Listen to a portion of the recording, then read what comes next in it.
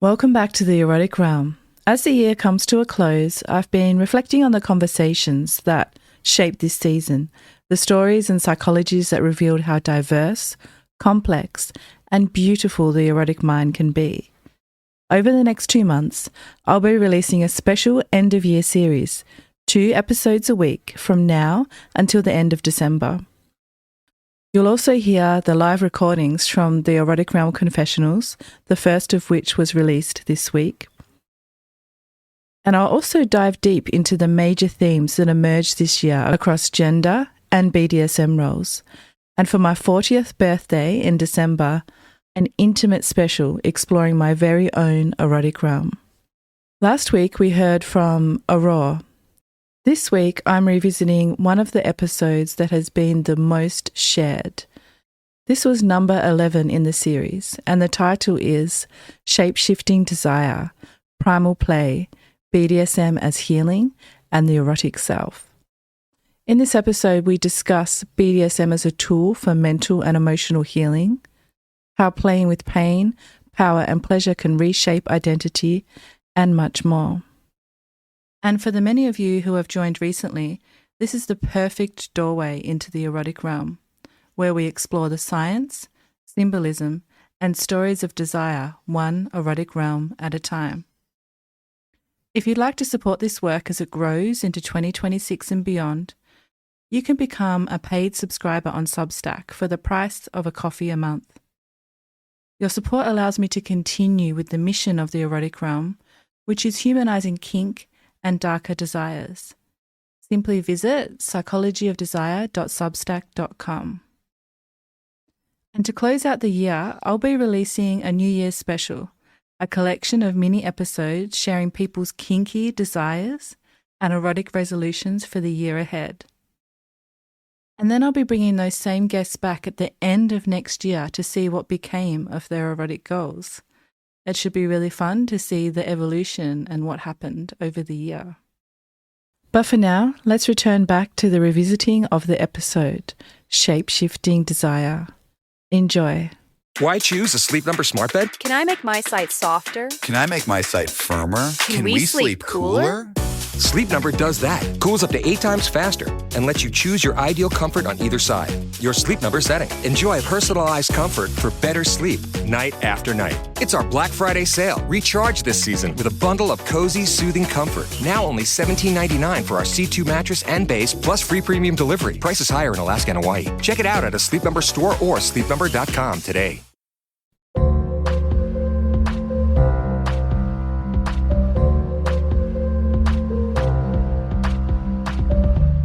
Welcome to the Erotic Realm podcast, where we explore the psychology of darker desires. I'm Em, and if you're new here, welcome. I'm a psychosexuality nerd with a background in psychology, sociology, medical science, and tantra. I'm also in a 24/7 collared relationship, and I created this podcast with the mission of humanizing kinksters. Join me here for one-on-one, in-depth conversations as we explore the fascinating world of eroticism, one erotic realm at a time. If you love what we're doing here in the erotic realm, I'd like to ask you a quick favour. Can you follow and rate the show wherever you listen? It helps the show reach more people like you. And if you haven't yet, I'd love if you could subscribe to my Substack, Psychology of Desire. This is where I go even deeper into the science and symbolism of desire, archetypes, and erotic evolution. You'll get access to articles, unique surveys and research, and behind-the-scenes access to everything I'm building. Simply visit psychologyofdesire.substack.com. I'll see you there. And now, for today's episode. The following is a conversation with Kite, a primal shapeshifter whose journey into BDSM has been one of deep transformation, healing, and self-reclamation. As a brat, little, and wolf, Kite embodies the fluidity of desire, using kink as a tool to explore the raw edges of selfhood, intimacy, and surrender. Their story is one of discovery, of unlearning shame, of rewriting the narratives of being too much or not enough. and of finding healing in the interplay between power and vulnerability. In this episode, we explore the psychology of BDSM as a means of self-awareness, catharsis, and connection. We also dive into the science of BDSM's impact on mental well-being, the transformative nature of sharing intimacy with the world, and what it means to find a partner who embraces both your wildness and your tenderness. Get ready for a conversation about power, pleasure, and the primal, about how we shapeshift not just in play, but in life, about how kink is not just something we do, but something that, when we allow it, it can change us.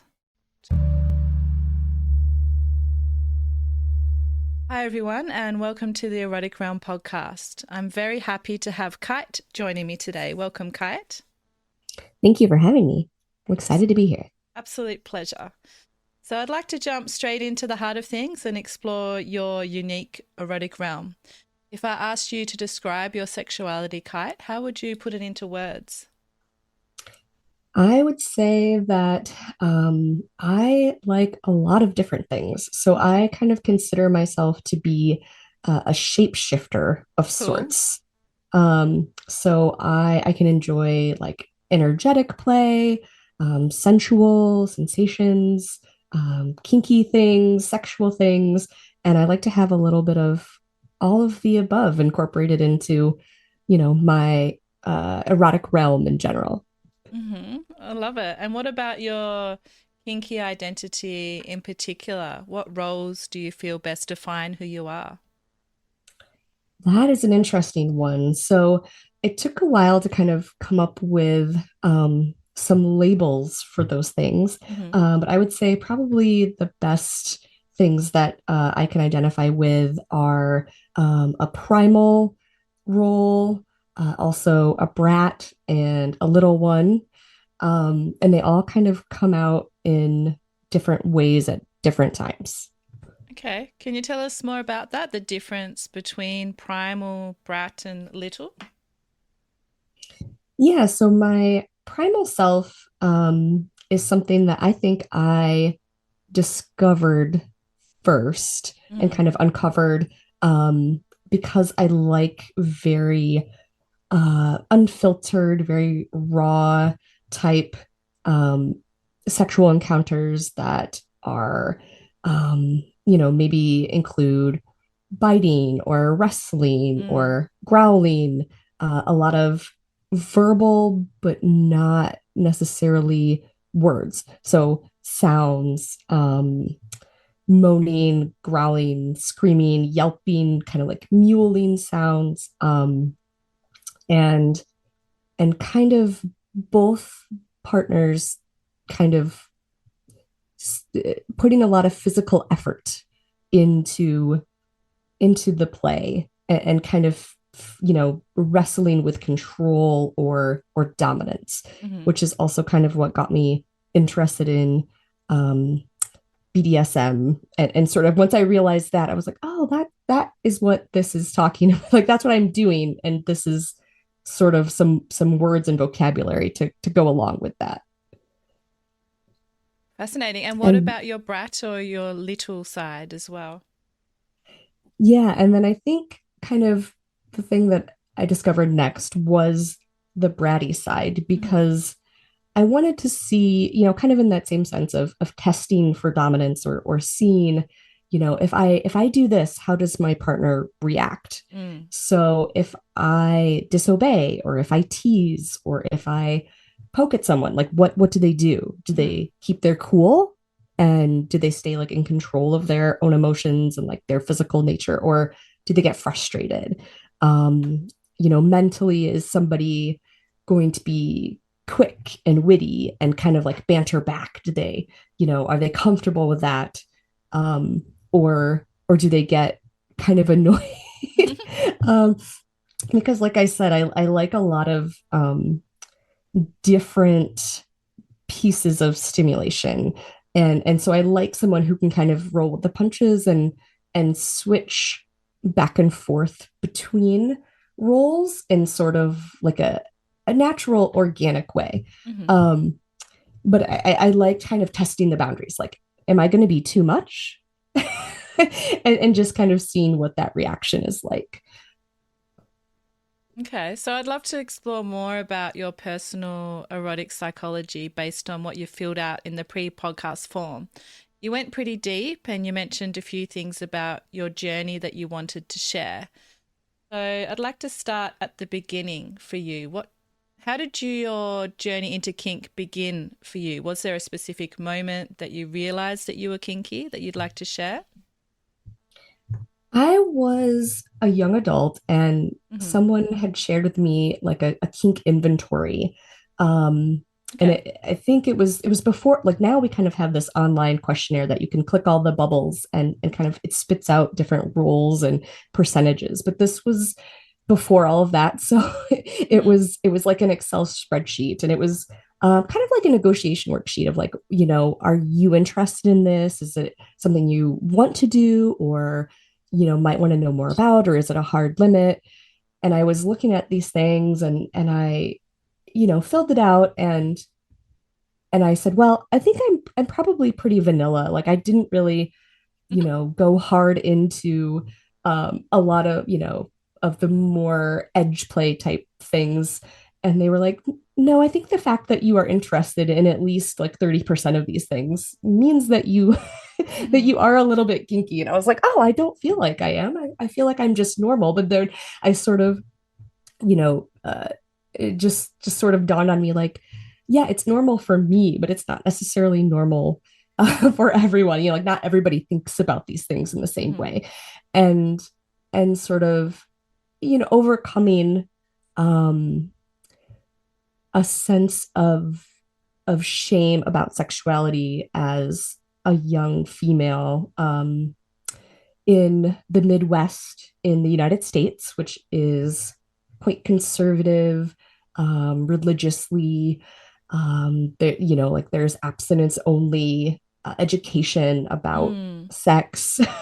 So just going from that background and kind of being like, I think I am a little bit different than a lot of the people. Um, and just sort of building over time and becoming more comfortable with who I am and the things that I enjoy. Mm. I love that it all started with a spreadsheet for you. That's super nerdy. It's so cool. I am super nerdy. Yeah, I spend a lot of time in Excel spreadsheets for my job. Cool. I use them just for fun. Hmm.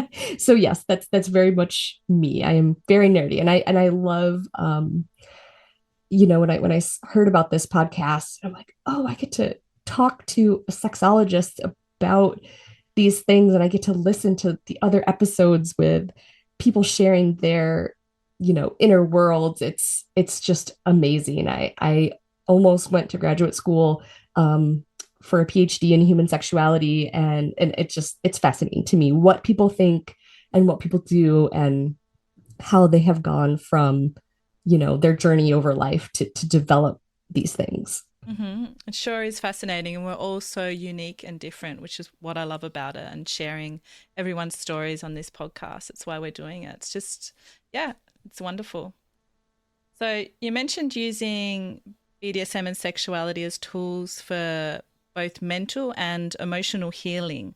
How has exploring BDSM and sexuality been healing for you? Yeah, it's sort of realizing that I am not too much. I Mm. have a variety of interests, and that's okay. It's okay to like a lot of different things. And um, and that doesn't mean that I, because sometimes like I'll struggle and I'll get into like a rut. Like if things stay the same for a long period of time, I'll get bored. Mm.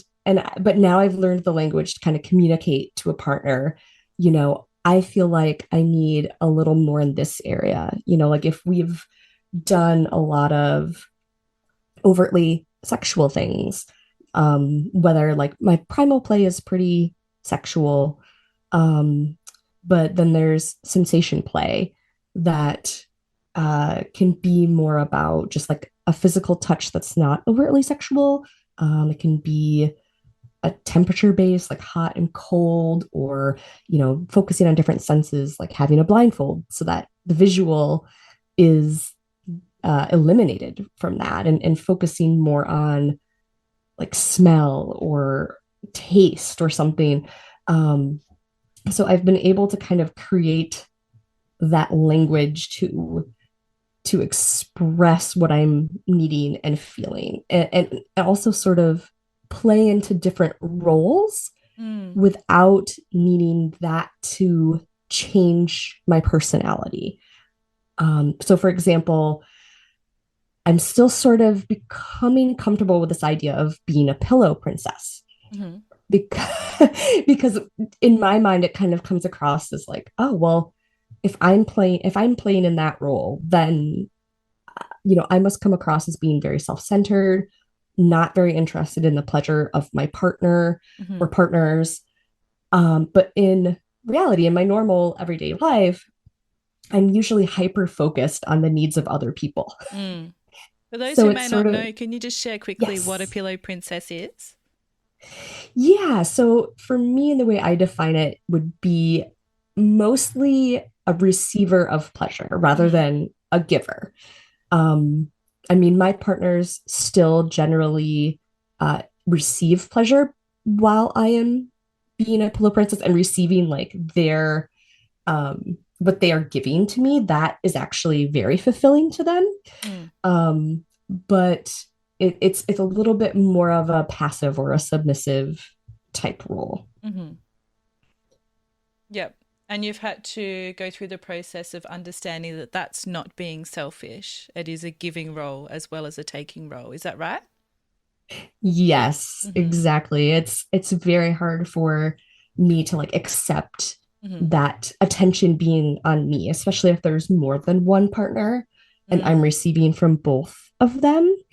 Mm-hmm. Having a lot of praise, or basically, because a lot of pillow princess meaning sort of just lying there Mm. on the pillow and not doing much outwardly other than just receiving that pleasure. Mm-hmm. um but it takes sort of a while for me to get into that and to kind of go into a subspace where my brain chatter kind of like quiets down and I can just enjoy the sensations, and a lot of emotions actually come up for me in that state. So there is a lot really going on below Mm. the surface, but it might not be apparent just, looking at it or thinking about it. Mm.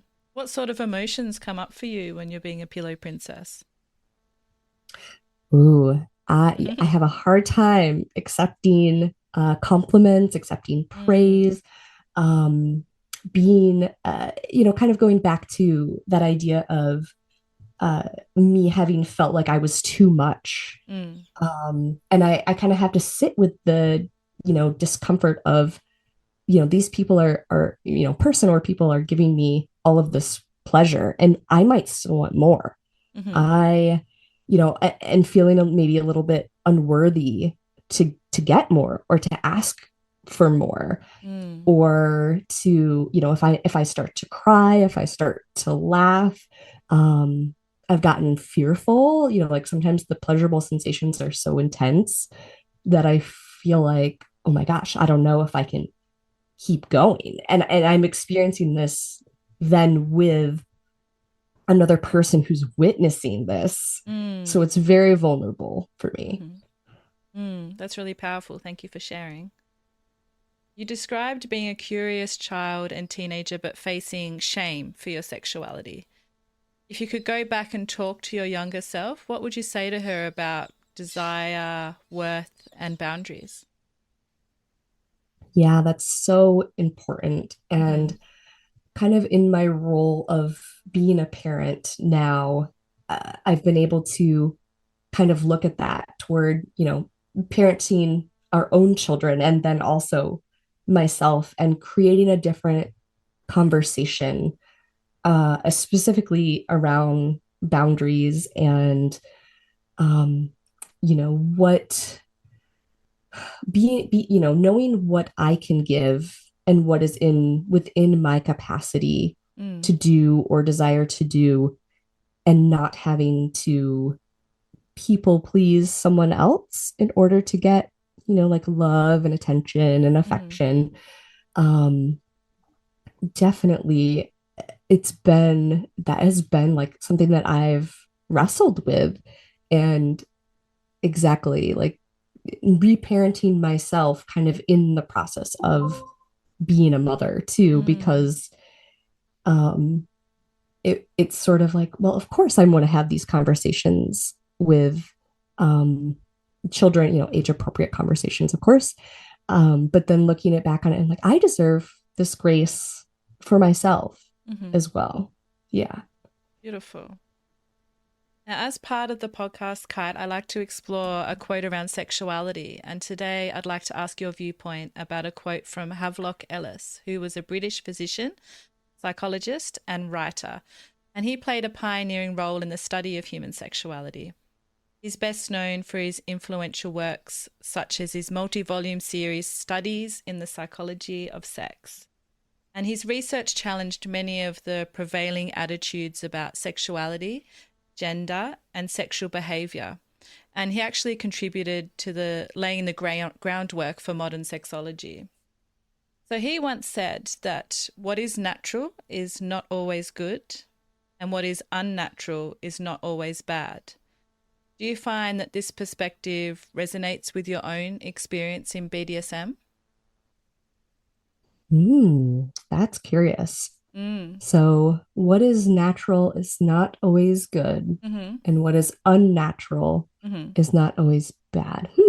So I guess he was writing in, the early period of sexology, and he was exploring the idea about sexuality being a natural thing. And sometimes people get up to things that someone might perceive as unnatural, particularly during that time. Although people still have that idea now, right, about BDSM, that sometimes people think that it's an unnatural occurrence and outside of the norm.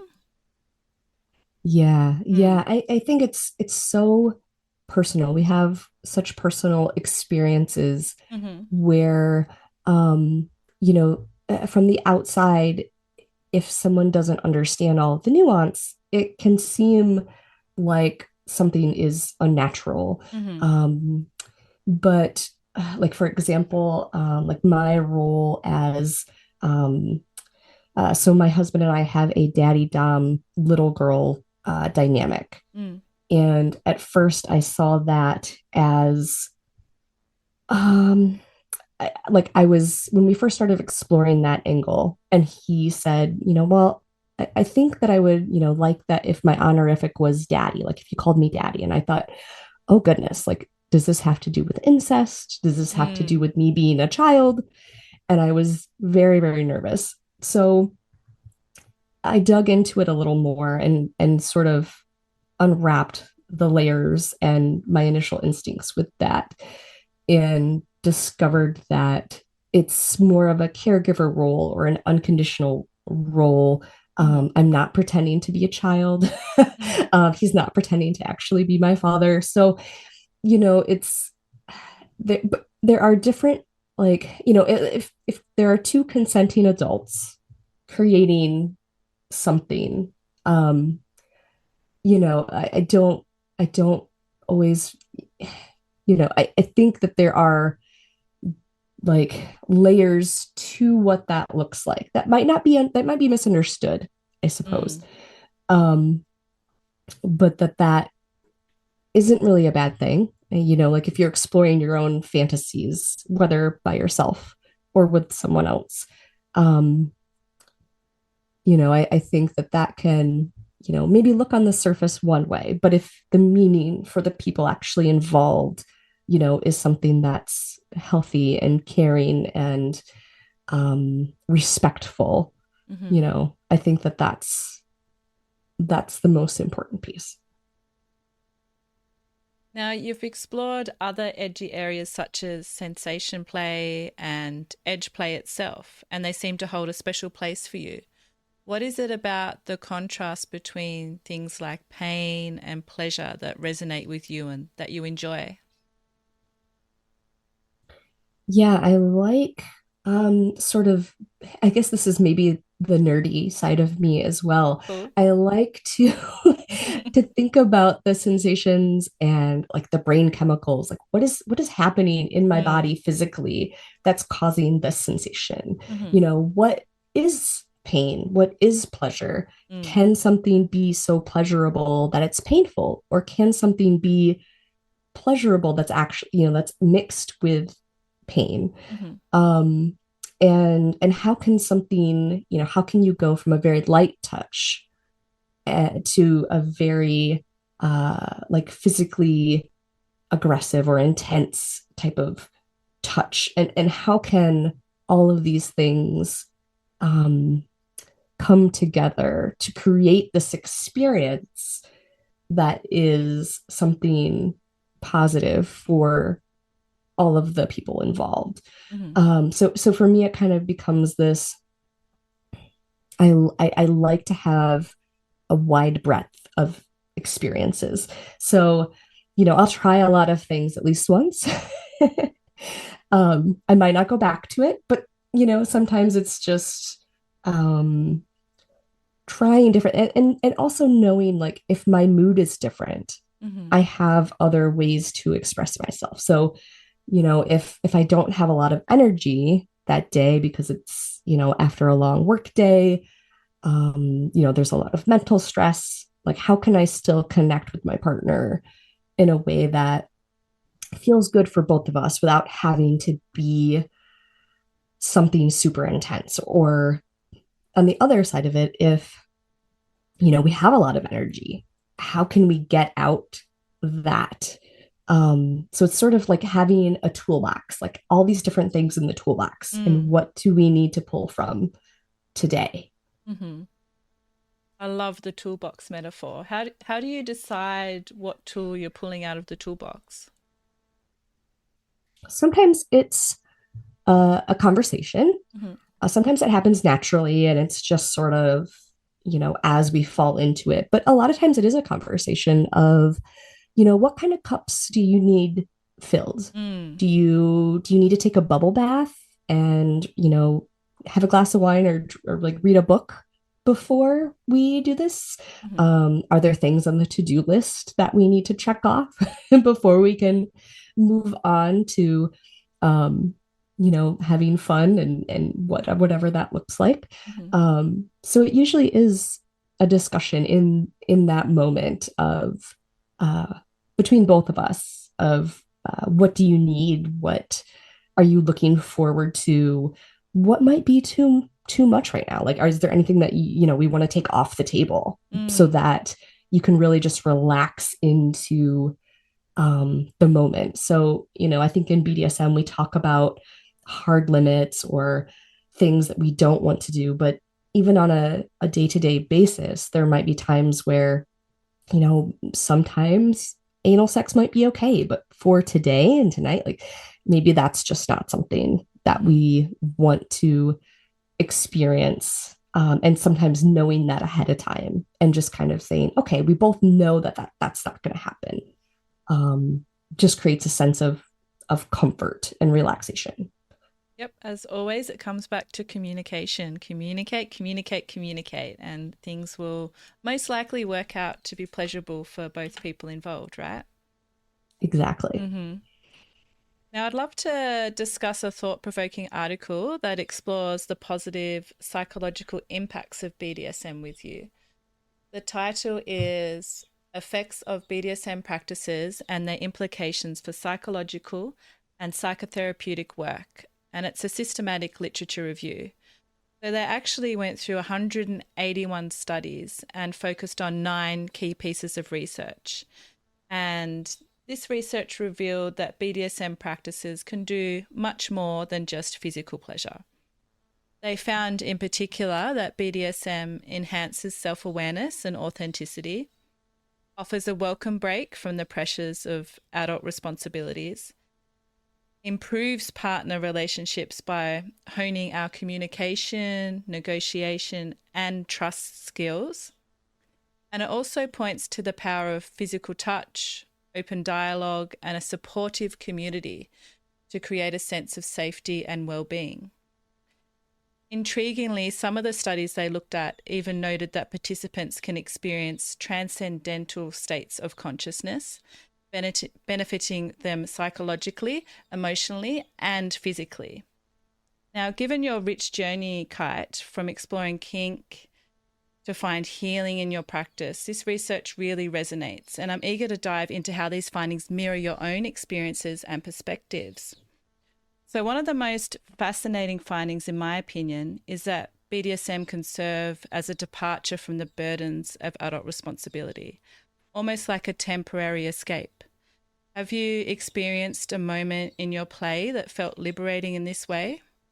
And if so, can you tell us about it? Yeah, definitely. So, um, a lot of my day-to-day life is as a full-time employee, Mm-hmm. as a mother, as a wife. So, we're going through the phase of life with young kids, and there's a lot of responsibility domestically, and I mean, and having friends and social. There's like kind of a balancing of a lot of different things. Mm-hmm. So when we do different play styles within, I would say, a DS dynamic, a lot of it, I can give up the need to make decisions. And my partner can kind of guide us through um, an experience where I can just let all of that go. I can put aside the role of being a mother or thinking about work. And I know that I can pick those back up when I need to, Mm-hmm. but it's this sort of respite where I can take time to be this other piece of myself, an erotic, sensual, sexual, kinky side of myself, and and just focus on that for a while. And so there will be reminders in the middle of playing of, you don't have to do anything else right now. Mm-hmm. Just enjoy, just feel this pleasure, accept this, like, be here now. So it's it reminds me a little bit of a meditation. So, you talked about like a transcendental sort of state. And I have a few years of experience with teaching yoga, Mm. meditation, and it is sort of this creating this space to be present, um, and being able to just experience rather than having my brain get in the way sometimes. Mm-hmm. Have you had a particular experience that you'd like to share with us where you went into a different state of consciousness through BDSM? I think I have had sort of just a quieting of Mm. my mind and going very still. Um, but for me, so far, it's been like kind of short-lived. Mm-hmm. Because there's times where I feel like I have to reassure my partner that I'm okay. So I think I'm still working Mm-hmm. on that of sort of having that confidence to just be a noodle. That's what usually we call it. Like I'm just a noodle right now. But being able to let myself really sit there and like steep in it and Mm. not be worried about reassuring someone that, like, oh no, I'm okay. I'm just very quiet and I'm not moving. Mm. Is a place that you go to similar to the states that you've achieved through meditation and yoga, or is it something different? Quietness of the mind Mm. is very similar. I think physically it's different. A lot of what it takes for me to get there is like a physical exertion, which I think is could be similar to some yoga practices, doing Mm-hmm. sort of a physical exertion with the body. in order to quiet that piece down to have more of a mental experience. It does feel different because a lot of times when I'm meditating or doing yoga, I'm alone. So sometimes that's even easier for me, kind of as an introvert. I think it's a little easier for me to go to that mindset. Yeah, that's interesting. I haven't really thought about that connection before. Cool. Well, let me know what you think after you've thought about it a bit more too. I'd love to hear your thoughts. So, the supportive community created by BDSM is also noted as a key factor in promoting psychological and emotional well-being in the research. In your journey, how has being part of the BDSM community helped you overcome things like past shame and foster a sense of belonging and acceptance? Yeah, I do like being part of a social network and seeing those connections and Mm-hmm. going to an event and having people there that I know and have gotten to know over time. And I think it normalizes a lot of things for me to see different aspects of myself reflected in the community. And specifically where we live, we see a lot of um, overlap in the BDSM community, the swinger community, the ethical non monogamy. So there are a lot of, like most of our events will sort of attract, like there might be there might be a BDSM event, there might be a swinger event, but you'll see the same people at both. Mm-hmm. So sometimes it's a little tricky to like piece apart. Um, but being able to talk to people about different things and realize, hey, I might have felt ashamed that got something out of like water sports, for example.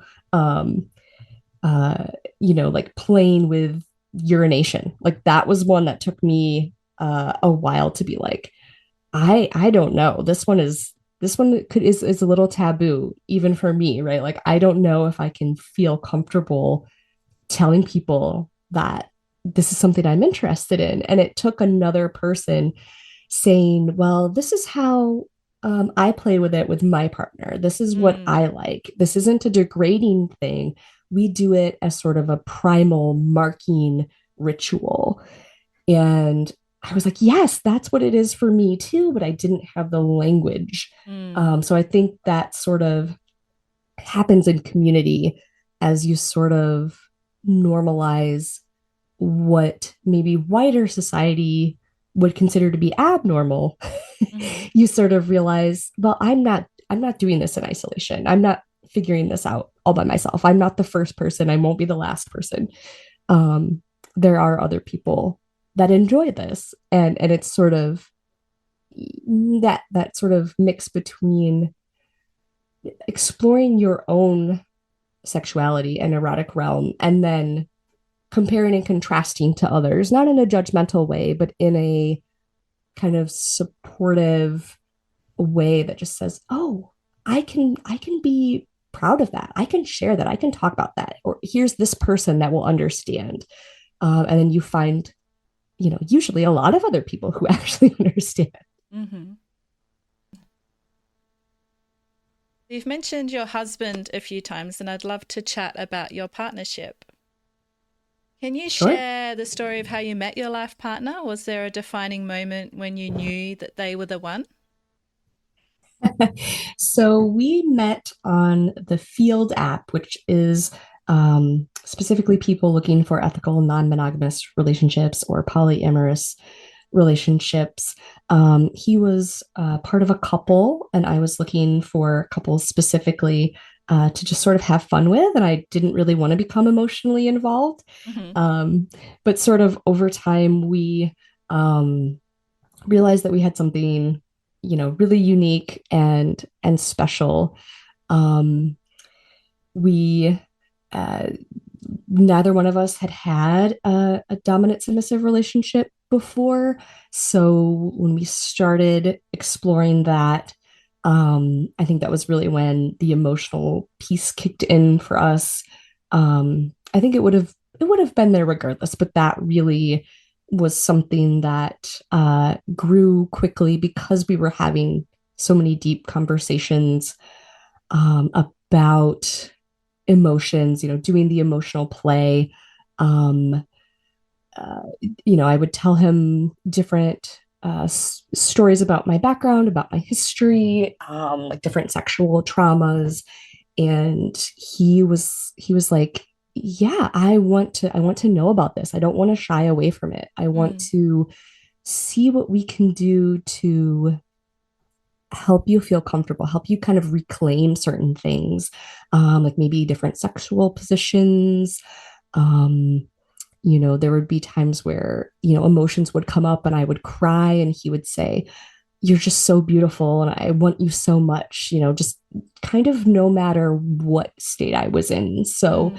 kind of going back, whether I was in a bratty sort of teasing mood or, if I wanted to push back physically and wanted him to dominate me physically, all of these things, I just always felt like he saw me for who I was and what I need. And he was not afraid of it. He never stepped back. It never took him, like he was never like, "Oh, wow, like that's a lot. I don't know if I can do that." He Mm-hmm. was just kind of like, "Hey, I'm here for you. I love the whole piece of you, every single part."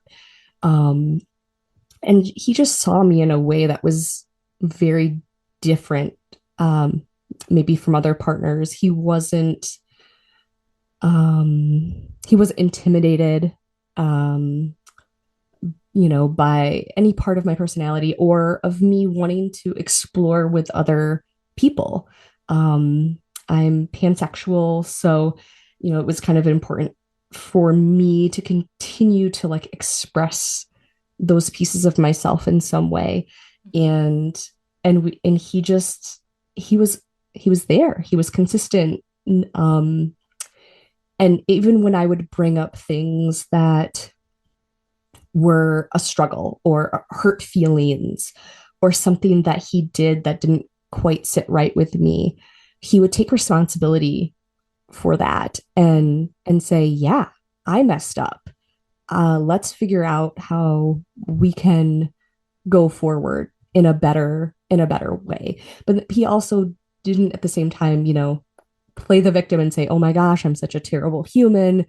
I'm so Mm. sorry." It was sort of this, "Oh, yeah, that was a mistake. Let's figure out how we can grow together and figure out something where we don't have those hurt feelings again. I might mess up again in the future." Um, but it was just this, I think we both had this curiosity of like, what are we building together and how can we do it? And is it possible even to have really great, intense primal sex plus, the daddy dom little girl part plus raise a family together? Mm. So I think it took some time to try to to figure out like, can we have it all? Is this real? Mm. Um, you know, is this a healthy relationship? And what all these things mean? We come into these relationships with all of our own emotional baggage Mm. and perspectives. Um, so yeah, really, I think it was kind of a slow building over time, and um, we even separated for a couple of months, and sort of continued to need each other for certain things or ask, for help or just sort of like, "Hey, like you've been my person for this. Can you, be there for me in this way?" And just sort of realizing like this is really good. Um, as scared as we might be to try to meld all of this together, um, I think we can do it. I think there's something special here. So yeah, I think it was a combination of Mm. kind of a bunch of little moments over time. Mm. Now, you and your partners share amazing pictures and videos of your intimate moments together. Many of them are raw and primal. What does it feel like to share such intimate moments of your eroticism with the world? Is it part of your reclamation process that you mentioned? Yeah, it's interesting. So I feel like my perspective, so my husband is Carpenter Pat on FetLife, and I'm Kite in the Snow. So you've heard M refer to me as Kite, and so he has quite a number of Fet followers, and we had started dating well before that, um, and it was sort of interesting to try to figure out like what are we sharing and why and what is the driver behind it. Because I think at first it was sort of, oh, it's really interesting. How many followers could we get? I was posting just as regularly as he was at first. And then I kind of took I think it was like 6 to 8 month break from FET where I wasn't on. Um, and I wasn't posting anything. And then I kind of came back, but I didn't have followers on my page. Um, it kind of felt a little overwhelming, and it was like, well, what can I do to feel like this is not a popularity contest, right? Like there has to be a deeper meaning for me other than just sharing an image that is, erotic or sensual or attractive. And for me, it was trying to portray a positive, what I would consider a healthy dynamic, um, with others, and so a lot of it becomes almost like a diary of our relationship. Like he Mm. will write things in a caption to me that we quite honestly don't have this, like when we're going about our day, it's not like he just says these things to me randomly. Mm. We have so much other things going on in our life as busy parents, and it sort of just creates this almost like devotional touchstone to be like, hey, I was Mm. thinking about you, and then we sort of communicate to each other, um and sometimes, to other people even at large, of you know just remembering to take care of yourself, to know, hey, if you have a down day, it's okay to just sit on the couch and read, or cancel plans if you need to. It's okay to cry. It's okay to be yourself. Like you are worthy and you are loved just as you are. Mm. Um, so that is a lot of what we do. That's like the emotional piece, that has a lot more meaning for me than even the exhibition. Um, I'm actually more of a voyeur than an exhibitionist. Ah, okay. Mhm. So it's funny because yeah, he is, I think, the more outward sort of personality, but I enjoy it. I enjoy seeing his creativity. Mm. He does some artistic things, like writes erotica and does audio recordings of that, and I love seeing him get fulfilled from creating art that has meaning for Mm. him. Many people are on FetLife looking for a kinky life partner like what you have. What advice would you give for those that are seeking that special kinky someone? The biggest thing, and I do have people ask me or ask us Mm. about this, and I always say start with the human first. Hmm. So look at the person in front of you before you have kinky interactions, before you develop a dynamic or get into something officially. Just spend time with them, um, see how they treat you, see how they treat others, kind of like any other relationship or friendship. I think a lot of the intense play that we do in the context of BDSM, it releases a lot of brain chemicals that are, they're flooding you with really good feelings. They're flooding you with chemicals that tell your body to like to bond with this person that you're experiencing this with. And I think, like trying to establish that trust and those healthy boundaries and relationship with that other partner, before adding all of those other kind of complex things on top of it. Um, that it's always my recommendation, especially for when people are very new to BDSM and maybe haven't Mhm. experienced a dynamic, a one-on-one dynamic, or are just very new to the lifestyle in general. And sort of start by going to a public event, go to a munch, see how people are interacting with each other, build up rapport, find the places where you feel safe and the people that you feel comfortable with, um, before just jumping into something, because I think a lot of people lead with the role first. Mm. So they might say, well, I'm looking for a submissive, I'm looking for a dominant, I want um someone who will be my daddy. How can I find that person? And my answer is always, well, I think you find the person first, and then you kind of realize what dynamic fits best with Mm. how you just sort of naturally interact with each other, rather than trying to fit someone into a box, or like be ascribed to a label, because it might look very different depending on what each of you are considering. Like with my daddy, like we don't do spankings necessarily, we don't really do um I don't have like a task list or something like that. So um the way people define even certain roles can be very different. So it's almost like you have to find the roles that fit you rather than you trying to fit a role. That's great advice. Thank you.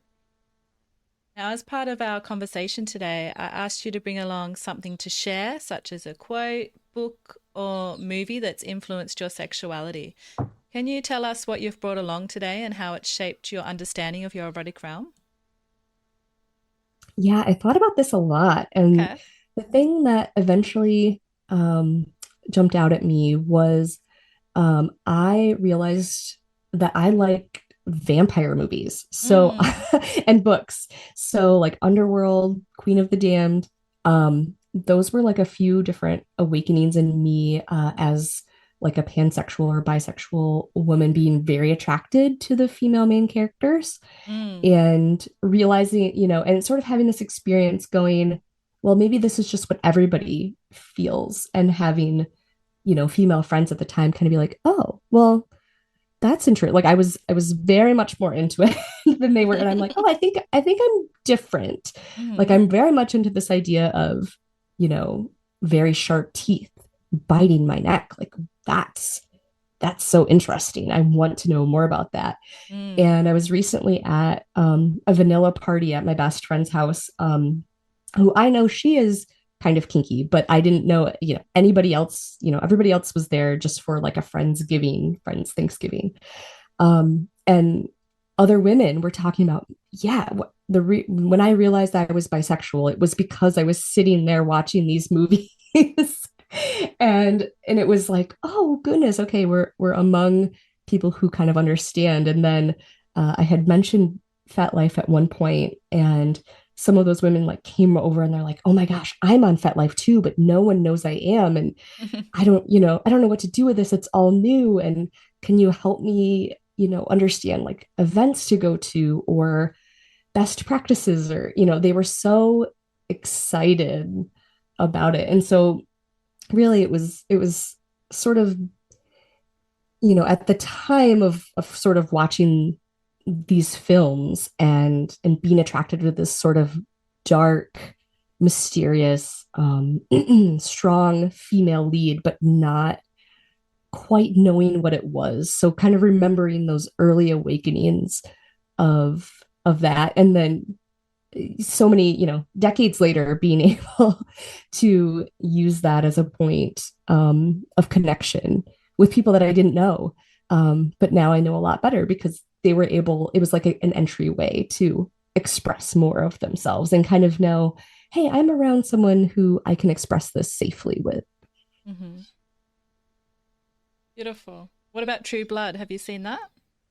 Oh, yes, I've read Mm-hmm. the books, I've watched the show. Yes. Oh, so yes. Oh gosh. And then it's even been a few years, I think, since I've really thought about them. But Mm-hmm. even in preparing for the podcast, I was like, you know what? I really want to go back and read some vampire smut. I think that would really hit the spot right now. Oh, enjoy. I have a tradition on the podcast where I also ask you a question sourced from one of the listeners. And the listener question is a bit of a different one today. They'd like to know more about who you are outside of kink, what area of work you're in, if you're comfortable sharing that, and what are your non-kink hobbies and interests? Interesting. I like it. I mean, and it makes sense because I think, we are whole humans. Mm-hmm. We're not just our kinks. We are a combination of all of these things. Mm-hmm. So I work in finance. I do a lot of data management type things.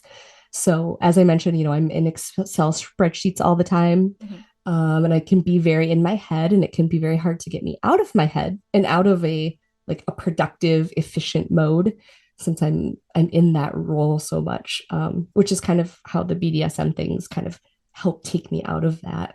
Um, and then kind of as a, you know, similar to the primal way that I might like to play in the bedroom, I also like to be in nature. I like hiking, just being out in the woods or the mountains if I get a chance to do that. We don't really live near mountains, but we live near a lot of woods. So I have noticed a lot of overlap between the things I like to do in my vanilla life and how that compares and contrasts with the things that I like to do um, in the bedroom too. Mm-hmm. Can you tell me what you mean by that? Well, it's sort of, like nothing exists in isolation. Mm-hmm. So every single piece of ourselves play off of each other. So if and myself in particular, I like to be on both ends of the spectrum. I like to do I Mm. like to do I like to do a lot of things. I like to have a lot of experiences. So I like to sort of balance going to um a lifestyle, like a swingers lifestyle party, and seeing and like watching a lot of people engaging in sexual acts. And then I like to go home and read a book. Mm-hmm. So there's this um, just wide spectrum of things that can either be similar or disparate to each other. And I enjoy sort of taking the thread and seeing like what all is connected to this. Mm. If I like primal um, play, so I identify as a wolf, which to me like symbolizes an equal mate, and that like my submission needs to be earned, Mm. which is also very similar to my bratty side because I like to know that if I disobey or if I tease or if I push someone like my dominant partner, that like they will be able to roll with that, and it not even in a like a punishment sense, like I'm not punished for these things, but that it turns both of us on, and they can do things in a way where I would like willingly submit, and not through like a physical um interaction for them to like force me in some, like I mentioned, like with spankings or different things. um I like how those kind of play together, but they're Mm-hmm. also different. So I'd like to, that's the mental aspect of it for me, is how do these things go together? Like I'm such a caregiver in my role as a mother.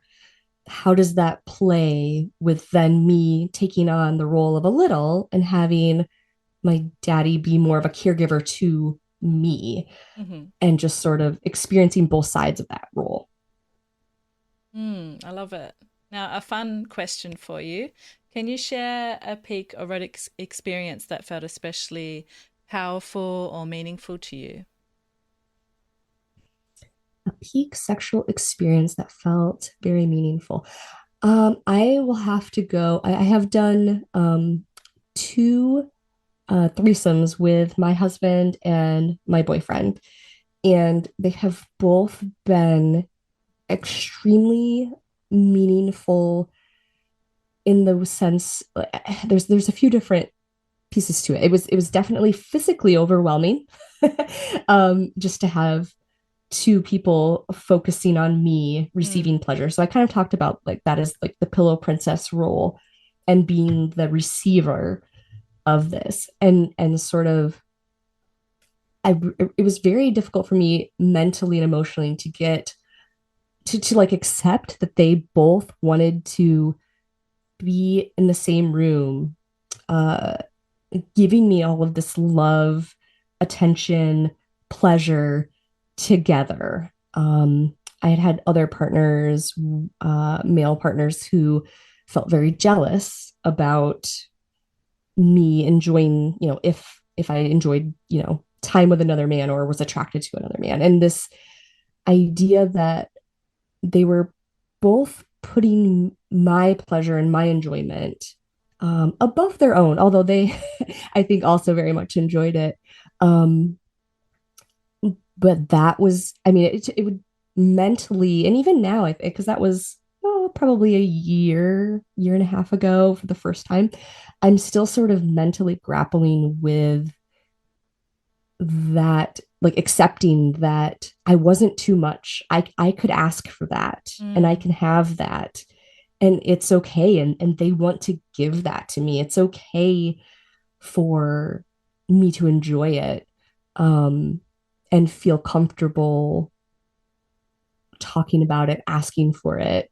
Even as simple as, like, when we've gone out to events and I will hold both of their hands and I just feel so spoiled and like the center of attention, which is actually very uncomfortable for me. So it's very funny that yes, we do kind of have a large following on Fed and lots of people looking at pictures of my husband and I. Although my boyfriend and I are quite private, we don't really have a lot of pictures. We have a different um, relationship. So um, it's been very interesting to just feel like so spoiled from having not one but two amazing people in my life. I'm happy that you have both of them and that you feel spoiled. You deserve it.